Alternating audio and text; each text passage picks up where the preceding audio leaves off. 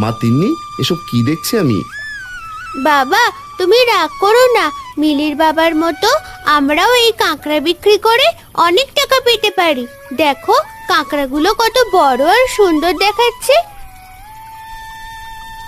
এগুলো শহরে বিক্রি করা যায়? আমি তো এসব জানতাম না। যদি তোর কথাই সত্যি হয় তবে কয়েকদিন পর এদের বাজারে তুলবো, দেখি কেমন লাভ হয়। এইসব কথা একটা গাছের আড়ালে লুকিয়ে এক দুষ্টু পরী দেখছিল।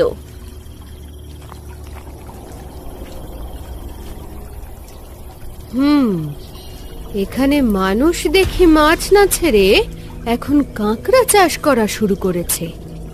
আমি তো আগে জানতাম না যে এই গ্রামে এত বড় বড় কাঁকড়া পাওয়া যায়।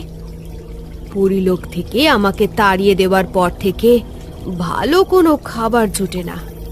অনেক দিন হলো কাঁকড়ার স্বাদ পাই না। আজ থেকে এই পুকুর আমার দখলে। দেখি কার সাহস আছে যে এই পুকুরে মাছ বা কাঁকড়া ধরতে আসে। আমি এখানে কাউকে পা রাখতে দেব না। সব কাঁকড়া আমি খাবো।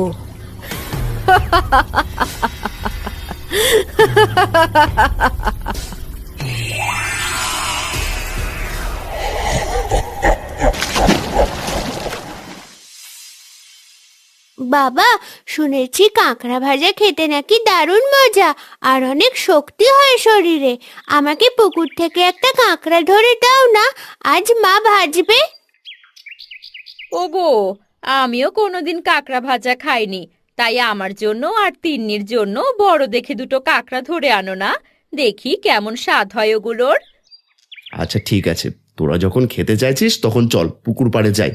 ছিপ দিয়ে দেখি আজ বড় দেখে কোনো কাঁকড়া ডাঙায় তোলা যায় কিনা।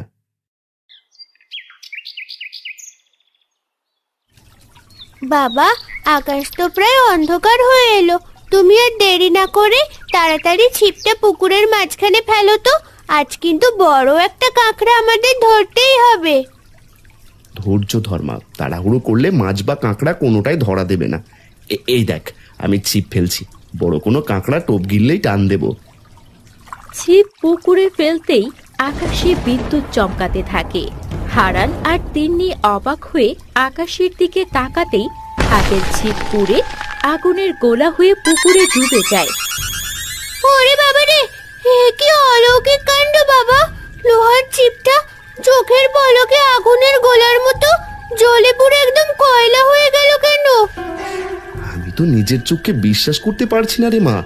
জল থেকে আগুন বের হয়ে ছিপটা পুড়লো কিভাবে?